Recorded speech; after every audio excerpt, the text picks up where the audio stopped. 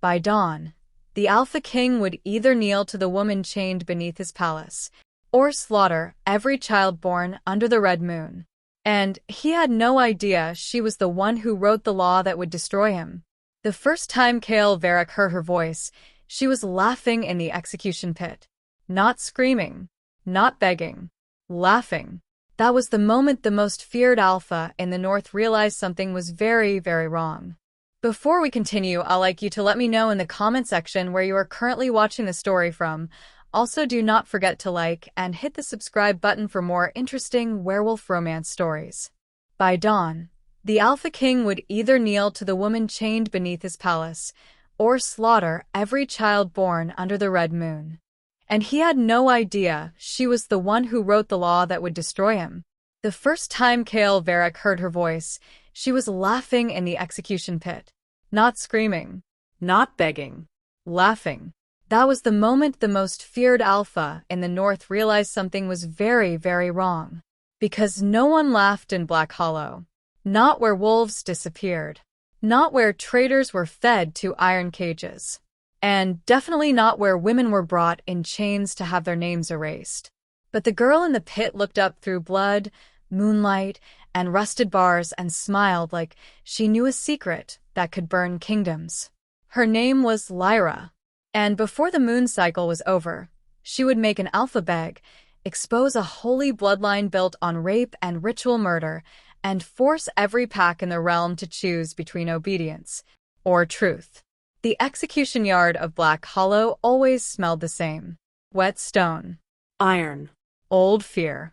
Torches burned along the circular walls while the entire pack stood above, dressed in dark ceremonial leathers, their silver insignias catching the moonlight. The nobles watched from raised balconies. Soldiers lined the perimeter. Priests in bone-white robes whispered the old blessing for traitors. Below them all, inside the pit, a woman knelt in chains. She was barefoot. Mud streaked her calves. Blood darkened one side of her temple. Her dark hair clung to her face in tangled waves, but somehow she still looked composed. Not defeated. Composed. As if she had merely arrived early to a meeting. High Priest Dorian stepped forward and raised his staff. State your bloodline before sentence is carried out. The woman slowly lifted her head. Her eyes were the first thing everyone noticed. Not gold. Not silver. Not blue. Violet. A color that didn't belong to any recognized bloodline in the Northern Territories. The crowd shifted uneasily. Dorian frowned. State your bloodline. The woman looked at him, then at the nobles, then at the soldiers, then at the throne balcony above, and finally at the Alpha King himself. Kale Varric stood with one hand on the carved wolf skull armrest of his throne.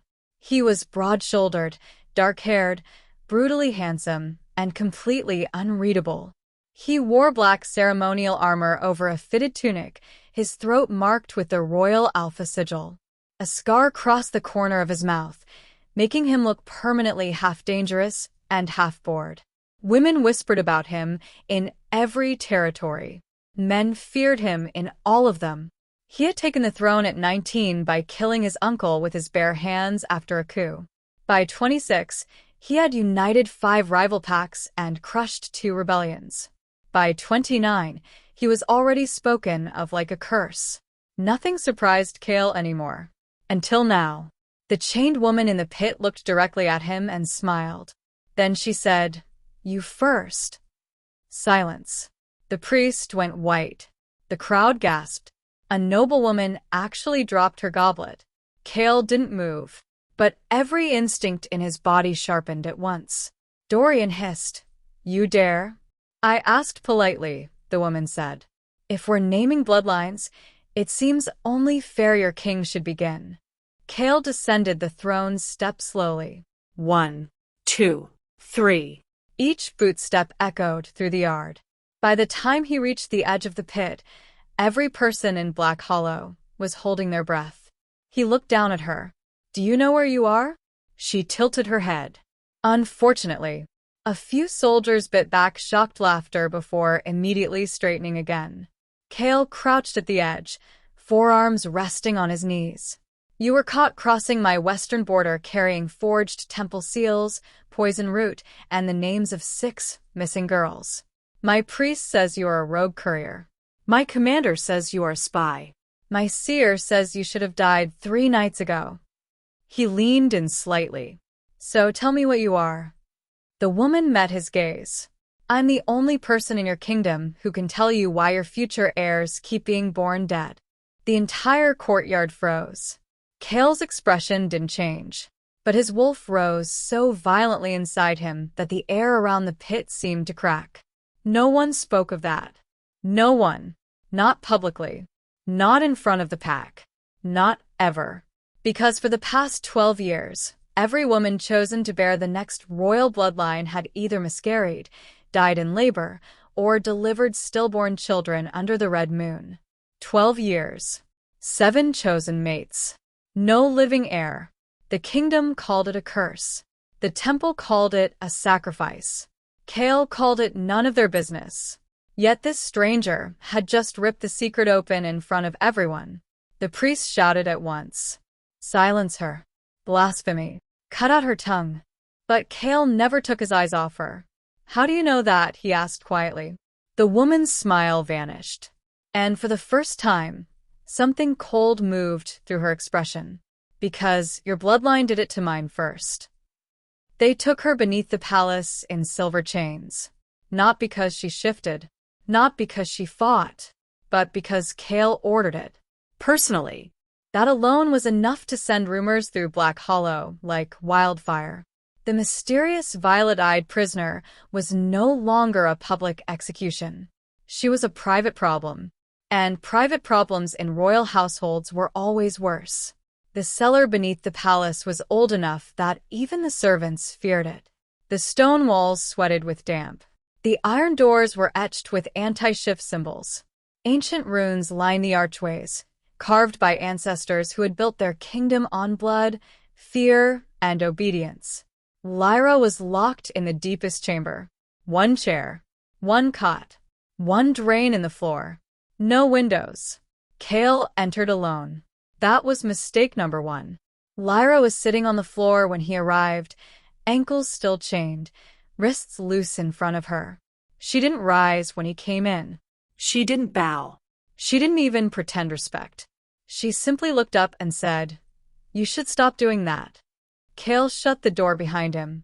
Doing what? Coming to dangerous women alone. He stared at her for a beat.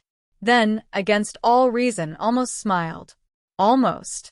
He remained standing. Start talking about your dead babies? His jaw hardened. Choose your next words carefully. Lyra leaned back against the wall, unbothered. That's the problem with powerful men. Everyone speaks carefully around you, so by the time truth reaches your ears, it's already dressed as something easier to swallow. Her gaze slid over him once, calm, clinical, unsettling. You don't need something easy to swallow, Alpha. You need the truth. Cale folded his arms. Then give it to me. She was silent for a long moment. Then she asked, What do you know about the first Luna Queen? Cale frowned. Children's legends. No, Lyra's voice sharpened. Conveniently edited history. Cale said nothing. She continued. 300 years ago, when the northern packs were still at war, there was a woman named Ares. She was not a Luna because she mated an Alpha. She was a Luna because she could command the moon sense itself. Cale's eyes narrowed. Moon sense was ancient wolf instinct sharpened to prophecy, emotional resonance, and blood recognition. Every pack respected it. Few truly understood it. Lyra lowered her voice. She could hear lies in a heartbeat. Track bloodline corruption through touch. Break bonds. Seal them. Rewrite them. Cale scoffed. A myth. She was real. And your ancestors used her. That made him still. Lyra continued. They called her holy, worshipped her, crowned her beside the first king. Then when she realized the packs intended to breed her daughters into a bloodline of obedient mate-makers for the throne, her mouth twisted. They burned her sisters, cut open her mother, took her children. Something ugly moved behind Kale's ribs. Lyra looked at him without blinking. And when Ares tried to destroy the mating rights before they could be weaponized, your royal bloodline hunted hers into extinction. Kale's voice turned flat. You expect me to believe you're descended from a dead legend? Lyra held up her chained wrists. No. I expect you to notice what your priests already have. Kale stepped closer. She lifted her chin. And there it was. At the base of her throat, hidden beneath grime and blood, a faint crescent-shaped mark shimmered for half a second under the torchlight. Not a tattoo. Not a scar. A living mark. Royal moon bond recognition.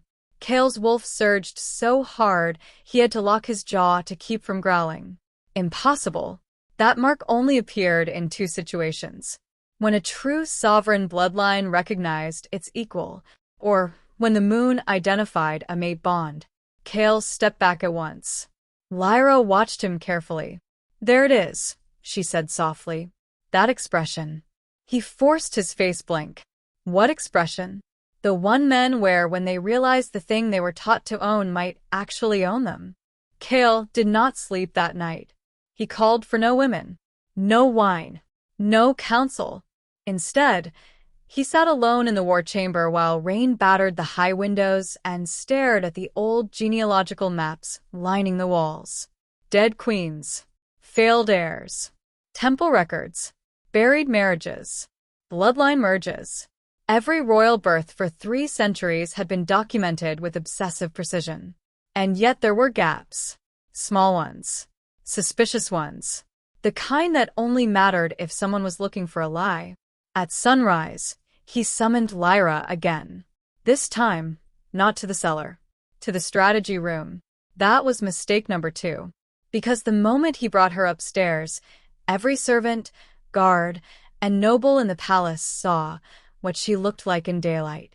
And Lyra was dangerous in a way beauty usually wasn't. She wore a plain black dress borrowed from a servant, but it fit her like it had been designed to start wars. Her bruises made her look human. Her stillness made her look predatory. Her face was sharp, soft, and unreadable all at once. But it was her eyes that unsettled people most. Violet. Ancient. Wrong. She walked into the strategy room in silver cuffs and surveyed the map table like she was considering whether the kingdom was worth saving.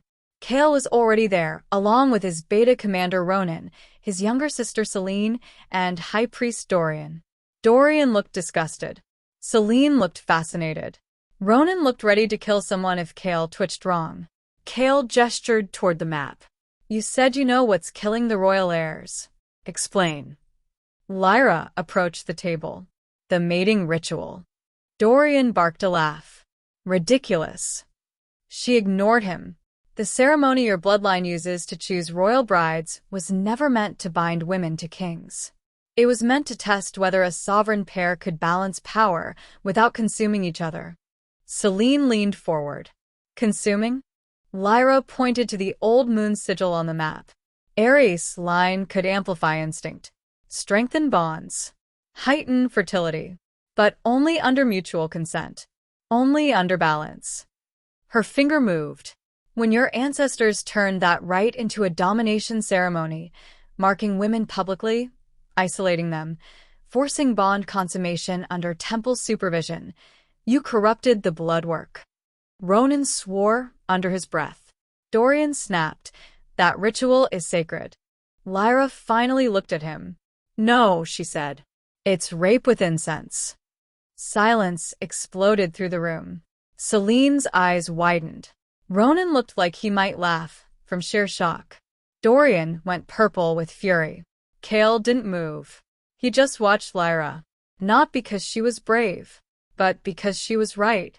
Not fully. Not yet.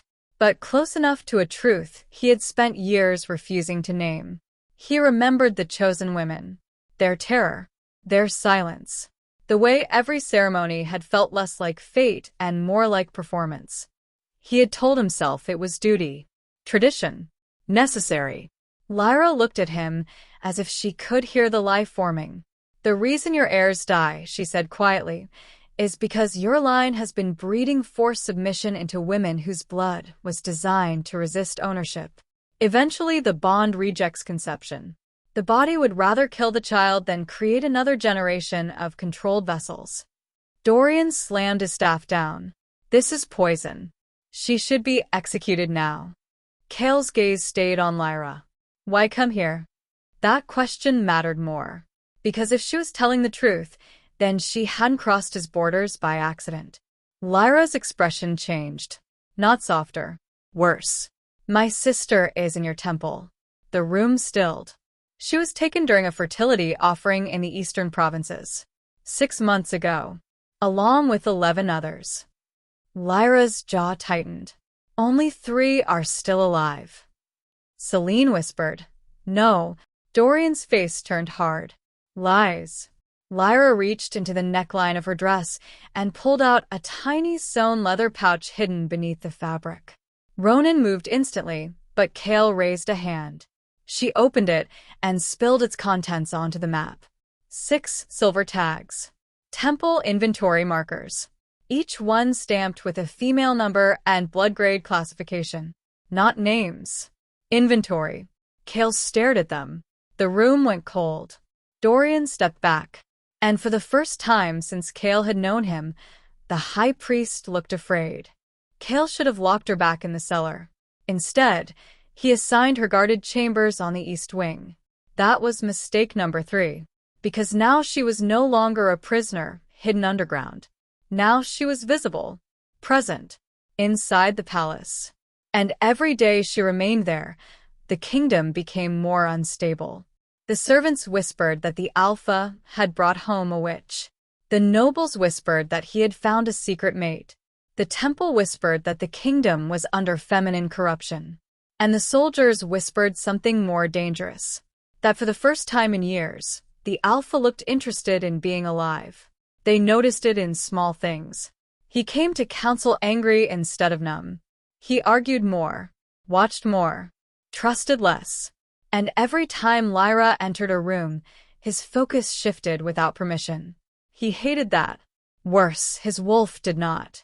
His wolf did not react to her like prey, or enemy, or maiden the soft, romantic nonsense poets wrote. No. His wolf reacted like it had found its original language after being raised among lies. That terrified him. 3 nights after her transfer, Cale found Lyra in the royal archive after midnight. She was barefoot again, wearing one of his old shirts tied at the waist, seated cross-legged on the floor with stolen scrolls around her and candlelight on her skin. She didn't even look guilty. You're in a restricted wing, he said from the doorway. You're in a shirt I stole back from your laundry, she replied. Cale leaned against the frame. For a moment, neither of them spoke. The silence between them had changed. It was no longer simple hostility. It was awareness. Dense. Electric. Dangerous. His gaze dropped to the old texts beside her. What are you looking for? The names they erased. He stepped closer. She showed him a page from an old royal chronicle where entire lines had been scratched out. These women weren't infertile, Lyra said. They were disappeared. Cale took the parchment. Names of royal consorts, temple attendants, and ceremonial brides had been blotted from the records over and over across generations. Some died in fever. Some returned to their provinces. Some offered themselves to moon service. No burial records. No family notices. No surviving offspring. His jaw hardened. Why show me this? Lyra looked up at him. Because you still think you're standing outside the machine. Her voice dropped. You're not, Cale. You're the face on it. The use of his name hit him harder than it should have. No one used it like that. Not as an equal. Not as an accusation. He crouched in front of her. Then tell me what you want from me. Her eyes held his. For once, she said softly, disobedience. And something in him cracked. Not enough to break. Enough to shift. The air thickened. Cale's hand lifted before he could stop it. His knuckles brushed the bruise at her temple. Just once. Just lightly. Lyra went very still. The crescent mark at her throat flashed silver. So did the one hidden beneath Cale's collarbone. His entire body locked. They both looked down at once, then back at each other. No one said the word Mate. because whatever this was, it was older than that. Older. Darker. And infinitely more inconvenient. Lyra pulled back first. Good. Because if she hadn't, Cale wasn't entirely sure he would have. The temple raid happened 2 nights later. Not officially. Officially, Cale was inspecting lower vault security after rumors of theft. Unofficially, he was following Lyra through a hidden corridor beneath the Moon Chapel while Ronan kept watch above, and Celine lied to half the palace. The entrance had been concealed behind an altar stone. Lyra found it because she knew where old sovereign women used to hide things from men who built monuments to themselves. Charming architecture, she muttered as they descended narrow stone steps into darkness. Cale carried the lantern. Lyra carried the knife she had stolen from his boot. He had noticed. He simply hadn't taken it back. The tunnel opened into a hidden chamber so vast it made both of them stop. Rows of iron-framed beds, medical tables, drain channels, shelves lined with dried herbs, tinctures, restraints, and ritual blades. And in the center of it all, a carved stone basin stained dark with old blood. Cale's stomach turned. "This," he said hoarsely. Lyra didn't answer. She had gone pale. On the wall behind the basin, carved in old lunar script, were the original words of Ares' covenant. Not to own, not to breed, not to bind without choice. Someone had carved a second set of temple laws over them. To purify, to select, to subdue. Cale felt something violent and ancient rip through him. He crossed the room in 3 strides and slammed his fist into the stone wall so hard the lantern hook rattled. "I'll kill him," he said. Lyra looked at him. Which one? That was the worst part. There wasn't one monster. There was a system, an inheritance, a structure, a kingdom of men who had benefited from never asking where the women went. Then Lyra found the ledger. It was hidden beneath a false drawer in one of the cabinets. Names. Dates. Blood grades. Pregnancies. Failures. Transfers. And there, near the back, Subject 27, Alara of House Voss. Sovereign trace present. Transfer to Red Wing birthing floor. Status. Retained for moon harvest. Lyra stopped breathing. "Alara," she whispered. Her sister. Alive. Cale took the ledger from her and turned the page. The final transfer line had been signed not by a priest. By the royal seal. His seal. No. Not his hand, but his authority. His name used to sanction a crime he had never approved because no one had ever needed his approval to do what the kingdom had always done. Lyra looked at him then, and whatever fragile trust had begun to grow between them nearly died. "You didn't know," she said. It wasn't a question. Cale hated that made it worse. He swallowed once. No. Her laugh this time was not amused. "Of course you didn't." He stepped toward her. "Lyra." "No," she backed away. "Do you know what men like you always say when the blood is finally visible?" He was silent. Her eyes shone, but she did not cry.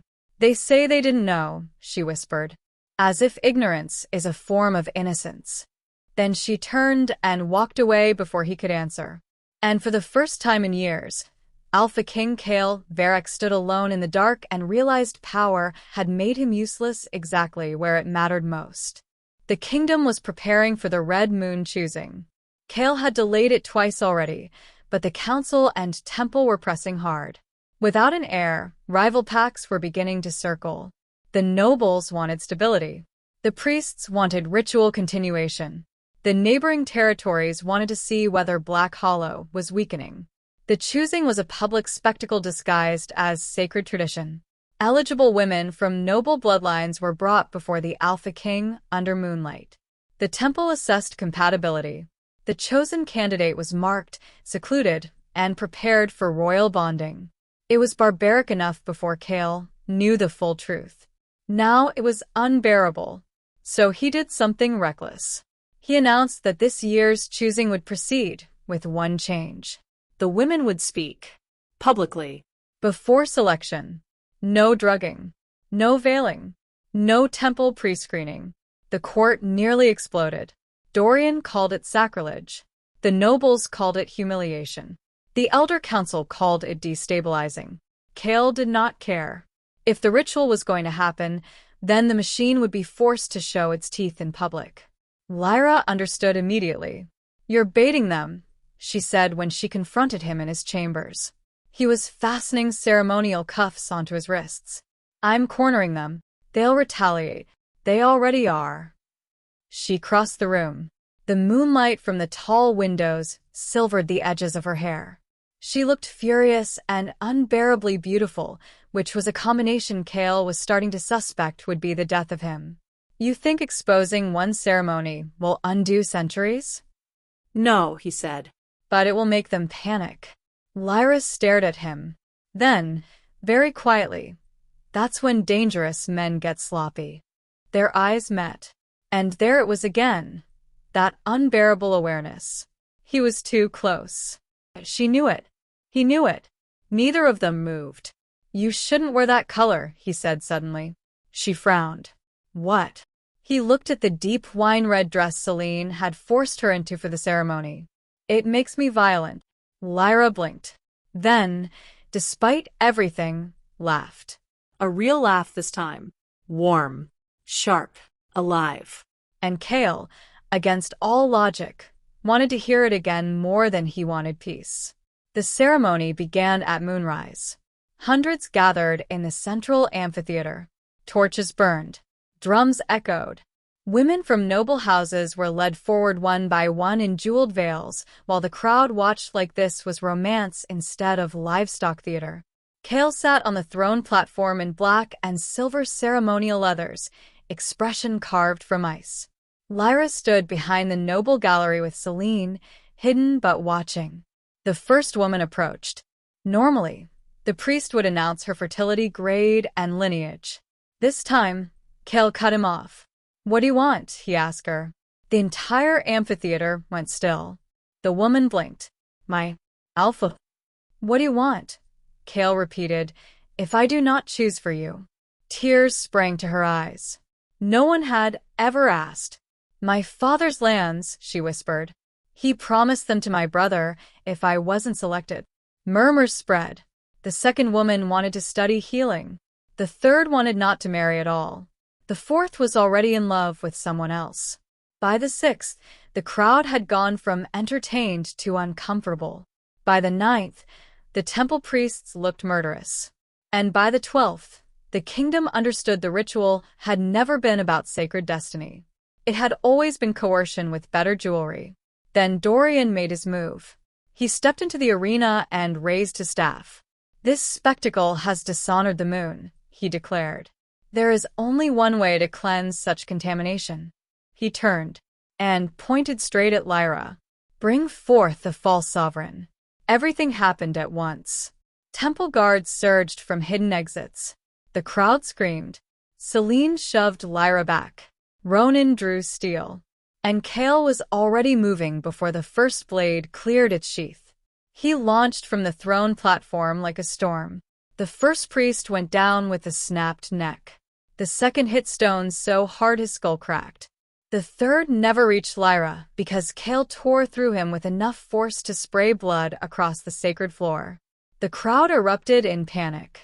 Lyra grabbed Celine and shoved her behind a pillar just as two temple women lunged with silver knives. She disarmed one, stabbed the other in the thigh, and drove an elbow into the first woman's throat. Cale reached her in 3 brutal strides. "Stay behind me." "Absolutely not." Then the moon changed. No one saw it at first. Just a shift in the light. A deepening red. A pressure in the air. Then every wolf in the amphitheater dropped to one knee at once, including Cale. He caught himself on one hand, teeth gritted, shock ripping through him. Because he had not chosen to kneel. His body had. To Lyra. She stood in the center of chaos, hair loose, dress torn, violet eyes glowing like live embers. The crescent mark at her throat burned silver white, and every old blood wolf in the arena could feel it. Not witchcraft, not seduction, recognition. The lost sovereign line had returned, and the Alpha King's body knew, before his mind could lie. The palace went into lockdown before dawn. No one was allowed in. No one was allowed out. Half the temple had been arrested. The other half had vanished. The nobles were in uproar. The soldiers were split. The kingdom was one rumor away from civil war. And at the center of it all sat Lyra in Kale's private war chamber, still wearing blood on her bare arms like war paint. He had dismissed everyone else. For the first time since she arrived, they were alone with no chains between them. That should have felt like freedom. Instead, it felt like standing too close to a fire. Kale closed the door. Lyra looked at him carefully. You felt it. Not a question. Kale stood very still.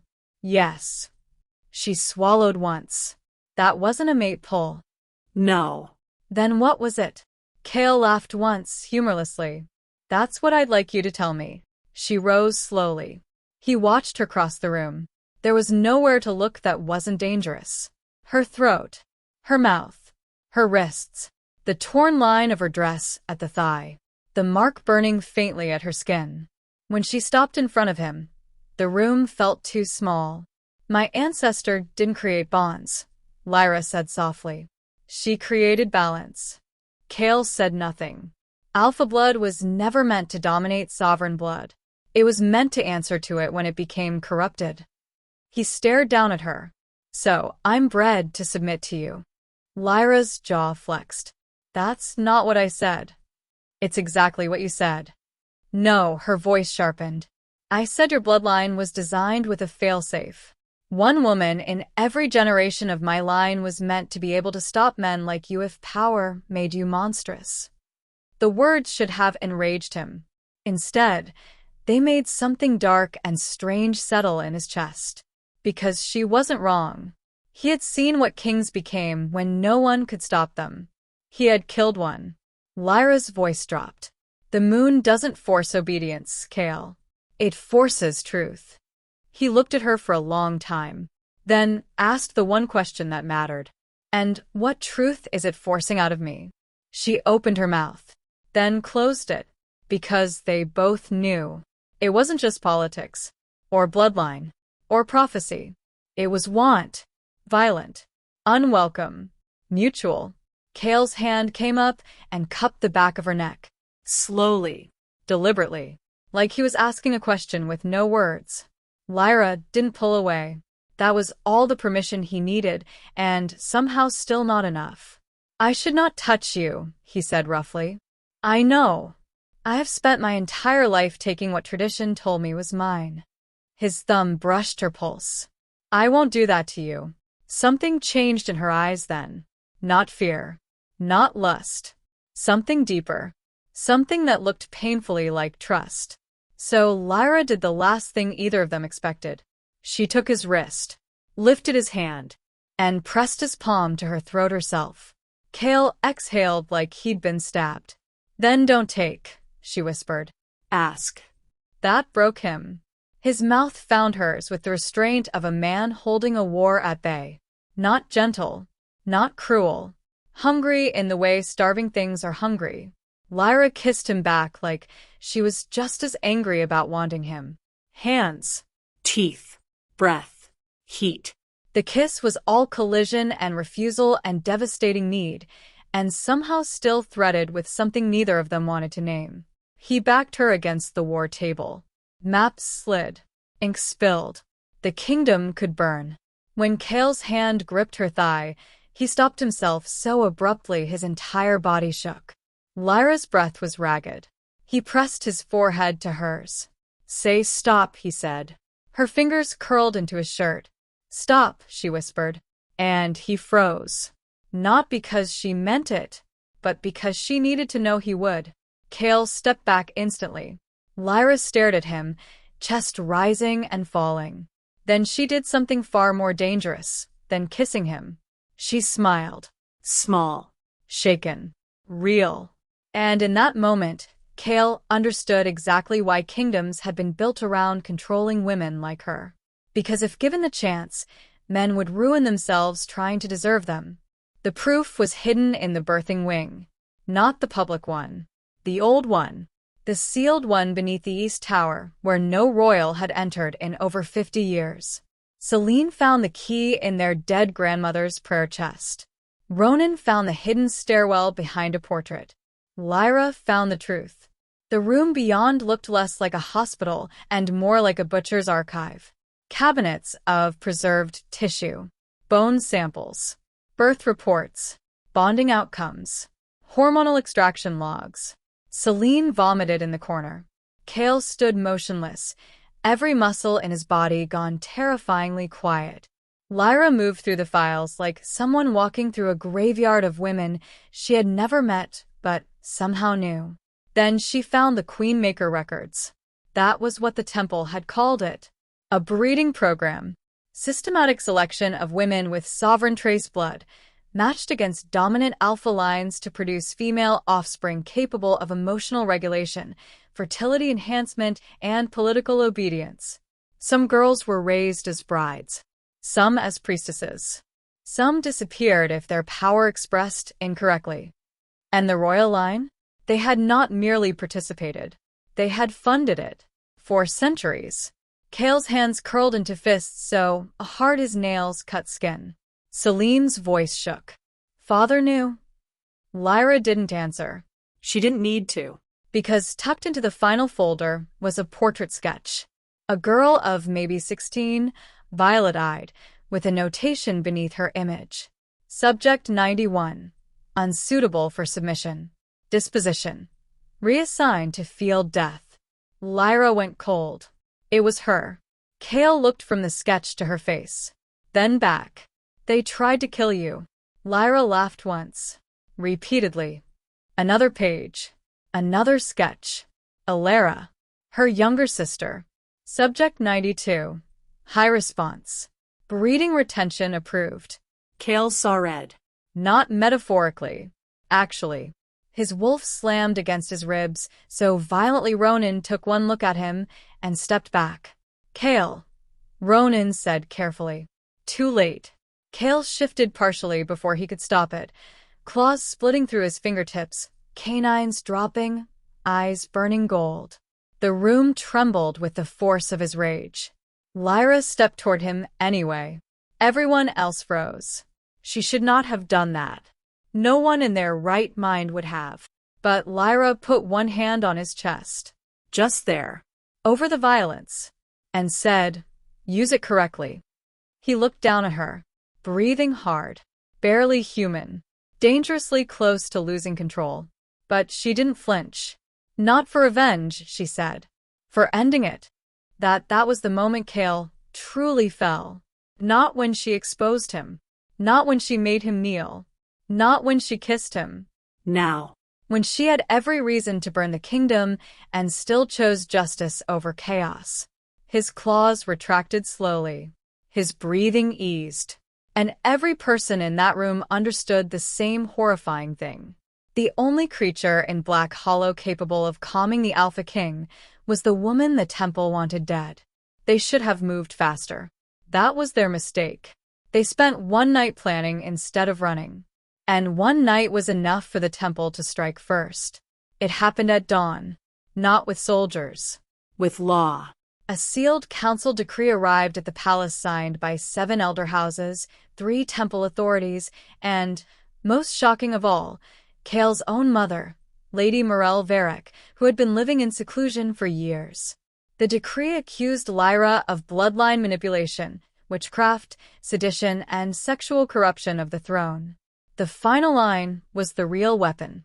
By Sovereign Contamination Clause, Alpha King Kale Varric was declared temporarily unfit to rule until purified by ancestral separation rites.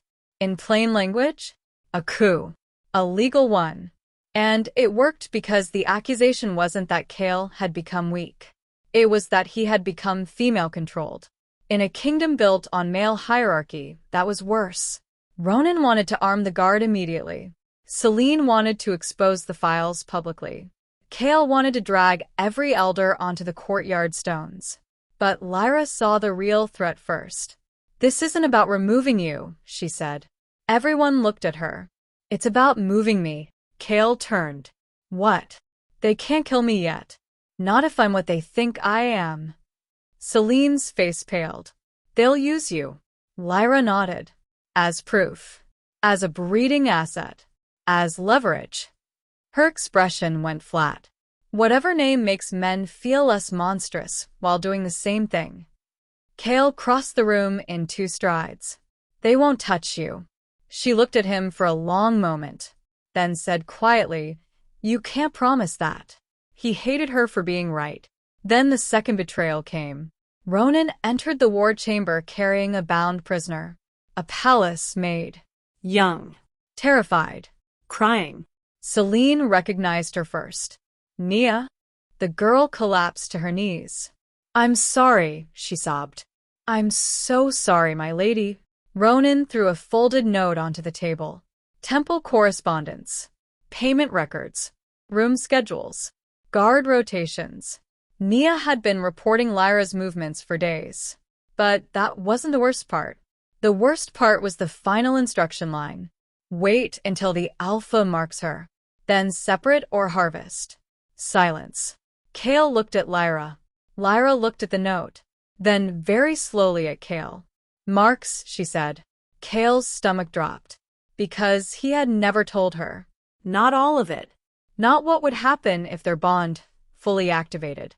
If the old sovereign pairing completed under blood moon conditions, the resulting bond would not simply tie them romantically. It could rewrite pack allegiance, destabilize the throne, transfer command instincts through blood recognition. It was not just intimacy. It was constitutional warfare. And he had known. Not everything, but enough.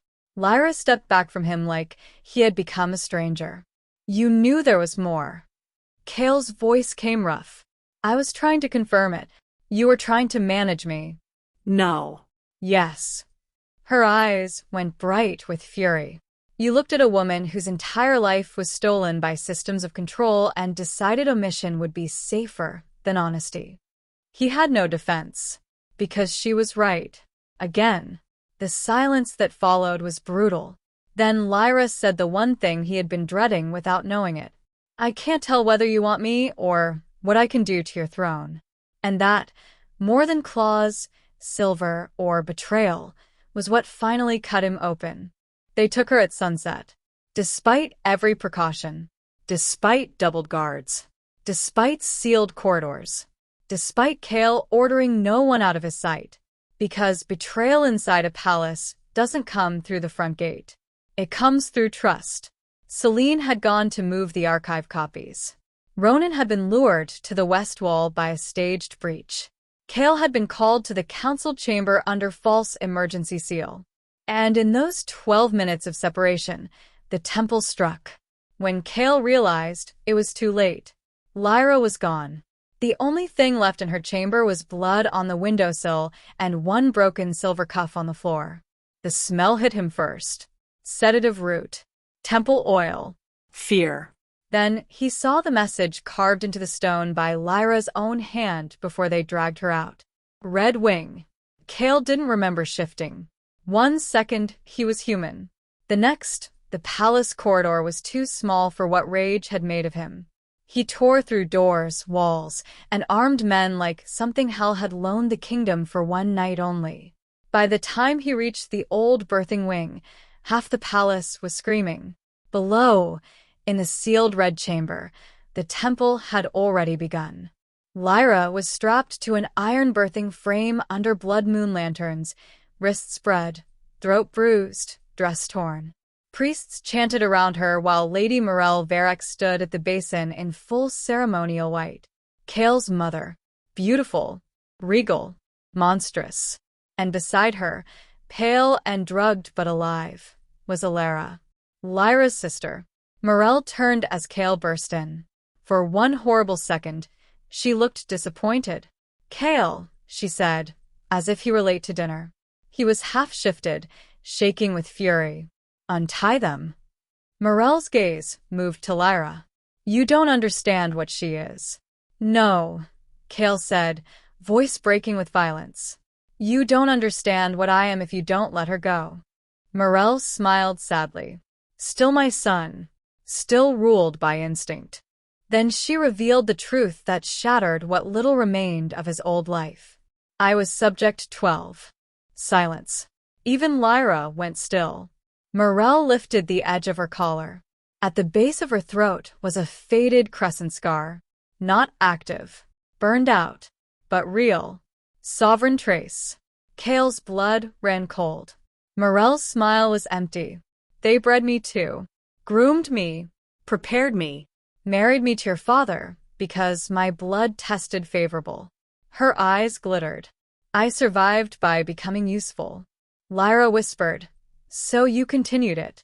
Morel looked at her with something almost like pity. I perfected it. Then she looked at Cale. You think you can destroy this kingdom with outrage? You think the Pax will follow a king brought to heel by a woman from a dead line? Her voice sharpened. No, son. Kingdoms do not survive truth. They survive order. Cale took one step forward. Not this one. Morel raised the ritual blade to Alara's throat. Lyra screamed, stop. Everything froze. Morel's voice turned calm again. There is still one path forward. The old pairing can be completed under witness. Lyra binds you. You stabilize the line. The sovereign daughters are restored. The kingdom survives. Cale stared at her. Morel smiled. All she is to do is submit willingly. Lyra's expression changed. Not to fear.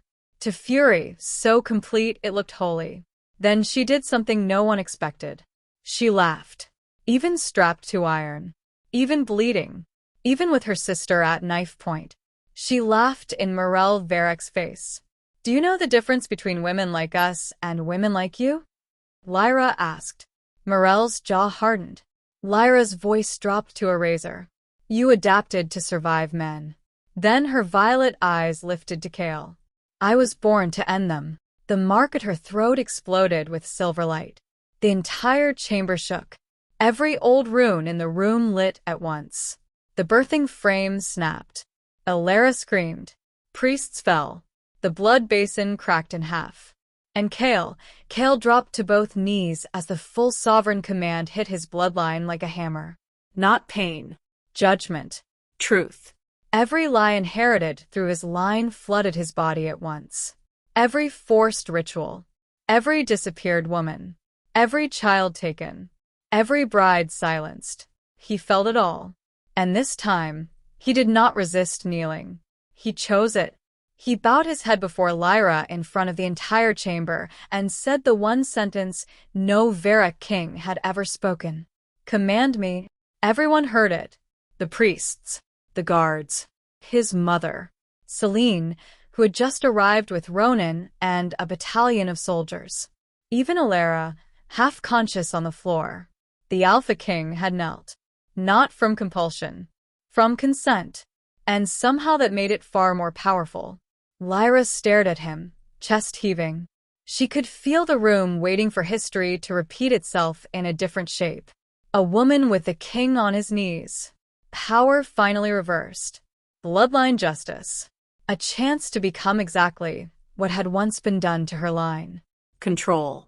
The temptation was real. Cale knew it too.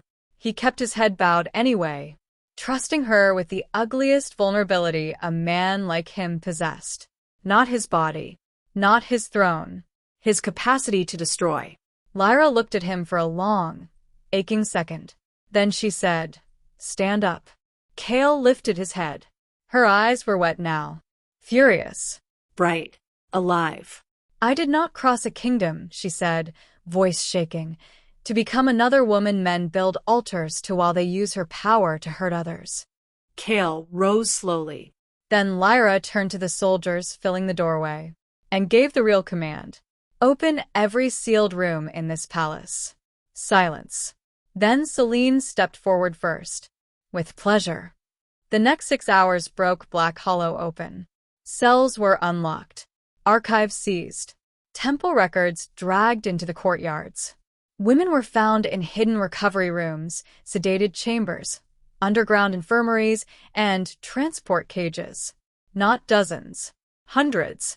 Some recent, some old, some too traumatized to speak. The palace became a crime scene before sunrise. And because Kale had chosen to kneel publicly, the soldiers did not interpret Lyra's authority as seduction. They interpreted it as legitimacy. That changed everything. By morning, the nobles could no longer contain the scandal. The people gathered outside the palace walls demanding answers. The surviving women were visible now. Named now. Real now. No council could stuff that truth back into a sealed archive. Morel Varek was imprisoned in the same lower chamber where Lyra had once been held. Dorian tried to flee and lost 2 fingers before Ronan dragged him back in chains.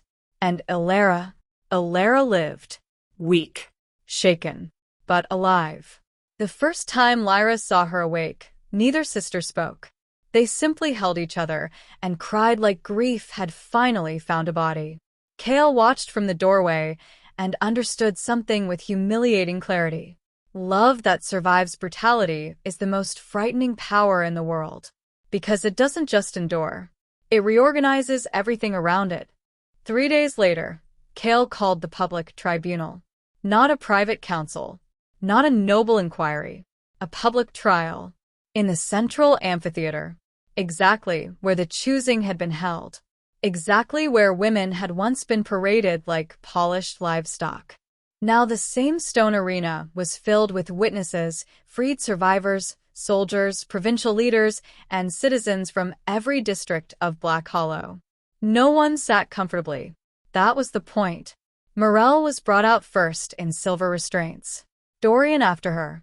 Then the temple physicians. Then the elder signatories. One by one, their crimes were read aloud. Forced confinement. Ritual coercion. Breeding violations. Falsified royal authorization. Murder. The crowd went from shocked to sickened to enraged in waves. But the true scandal came when Kale took the platform himself. No crown. No throne. No ceremonial armor. Just black clothes and a kingdom watching. I stand before you, he said, voice carrying across the arena, not as a king above blame, but as a man who benefited from silence. The crowd stilled. Kale did not look away. My ignorance did not make me innocent. My title did not excuse my failure to know what was done in my name. He swallowed once. And any throne that cannot survive truth does not deserve survival. No one in Varek history had ever spoken like that in public. Certainly not about women. Certainly not about power. Then he did the unthinkable. He dissolved the choosing. Permanently. Publicly. With one decree. No more ceremonial bride selection. No more fertility classifications. No more temple-sanctioned pairings. No more royal bloodline ownership over female bodies. The amphitheater erupted. Some in outrage. Some in tears. Some in disbelief. And then he did something even worse in the eyes of tradition. He turned to Lyra and asked, in front of the entire kingdom, what should replace it? Not because he was weak. Not because he was bewitched. Because for the first time in the history of his line, a king asked a woman what justice looked like before drafting it in law. Lyra stepped onto the platform slowly. The same woman who had entered Black Hollow in chains now stood before its people, with every eye on her. She looked at the women in the crowd first. Then at the girls. Then at the men. And she said, nothing replaces ownership except choice. That became the first line of the new covenant. Not a poem. Not a slogan. Law. Marriage by consent only. Public bond dissolution rights. Temple oversight abolished. Female inheritance restored. Provincial legal witnesses required for all royal unions. Independent healing houses funded under sovereign protection. The nobles nearly had collective heart failure. Good. They'd survive. The women of the kingdom had not been afforded the same luxury.